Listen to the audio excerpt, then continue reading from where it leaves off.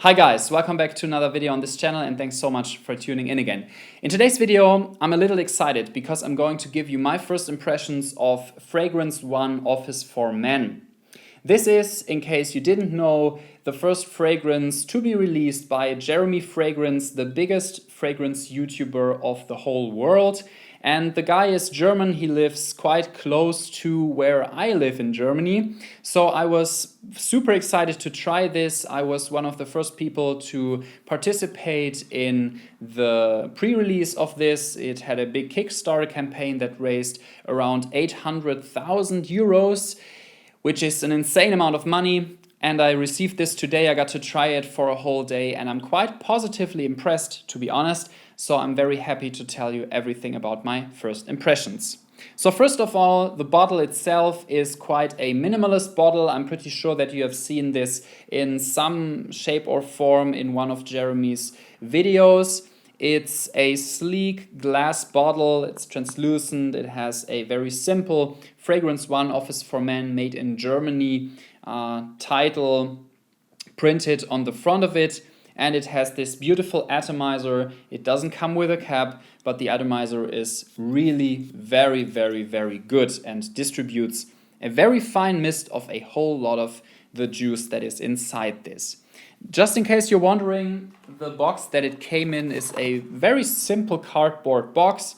It's quite an understatement for this fragrance, but it didn't even have an inlay inside here. It just had this cylinder that goes on top of the fragrance so that the atomizer isn't triggered when it's not supposed to be. The juice itself, however, has impressed me quite a bit. As you probably know, the nose behind this is Alberto Morillas, who is the guy behind hugely successful fragrances like Acqua di Gio. And he has developed this scent DNA for Jeremy in, I guess, around 20 different samples. So it took around 20 different tries to actually develop this scent DNA. And I think it's, on one hand, very mass appealing, and it reminds me personally a lot of stuff like Creed Aventus, first and foremost, and maybe a little bit of Dior Sauvage. But I think it's very well done, and it's very well done in terms of office environments, which is what this scent aims to be used in or to be worn in. When you spray this on for the first time, you will get a lot of bergamot and pink pepper. So if you have tried stuff like Bleu de Chanel, you know this bergamot opening, which is incredibly beautiful, to be honest. Now, it's not as sharp as some versions of Bleu de Chanel, like the Eau de Toilette version, which is an insanely sharp fragrance, in my opinion. It's more like the Eau de Parfum version, which is a little bit more toned down. But the bergamot is super present, and it has some kind of spiciness, which is coming from pepper or pink pepper or something like this. As soon as it dries down, however, it reminds me quite a bit of Creed's Aventus, which is not supposed to mean that it's a similar scent to Creed Aventus or a clone of Creed Aventus, but I would say that it's definitely the same genre. So it is a freshy, it is a slightly smoky but still fruity scent. And I would say that Office for Men is definitely more of a fruity and mellow and smooth scent compared to Creed Aventus, which can be perceived as a little bit sharp or as a little bit too smoky. This one is more mellow, it's softer, and it's also more of a skin scent than Creed Aventus, which kind of had this thing going on that you don't really smell it when you go very close to your skin, but only when you're around. And this one is definitely more of an in-between, which I personally really like. I have to say that the ambroxan note that is quoted by Jeremy to be present in this one is not too overpowering, which is one thing that I absolutely disliked about Explorer by Montblanc.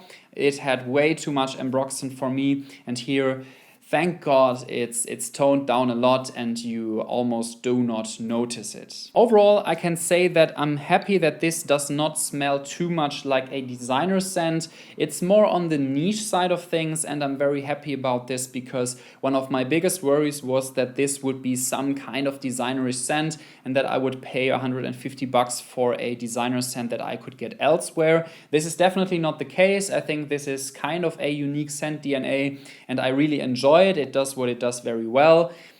Two things to be said about performance and projection is that both are insanely good. So I used this this morning and it's still present around me on my skin. It has a super long lasting power, which is really good.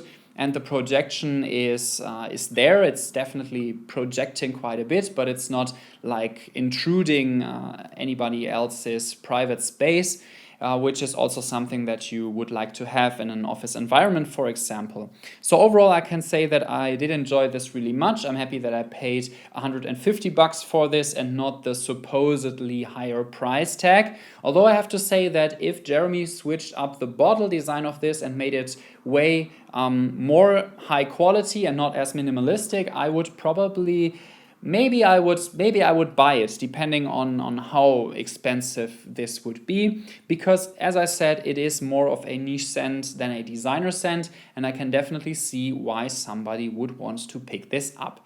So my general verdict as for the first day of trying this, I really like it. And I'm happy that I bought it. I will probably wear it regularly because I have recently swapped my bottle of Creed Aventus for Creed Viking. So I'm definitely happy that I picked this up, and I'm super excited to hear from you guys what you think about Fragrance One Office for Men. So if you have tried it, please leave a comment in the comment section down below.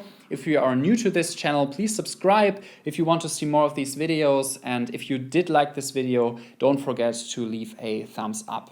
That's it so far, guys. I will see you guys next time. Thanks for watching and bye-bye.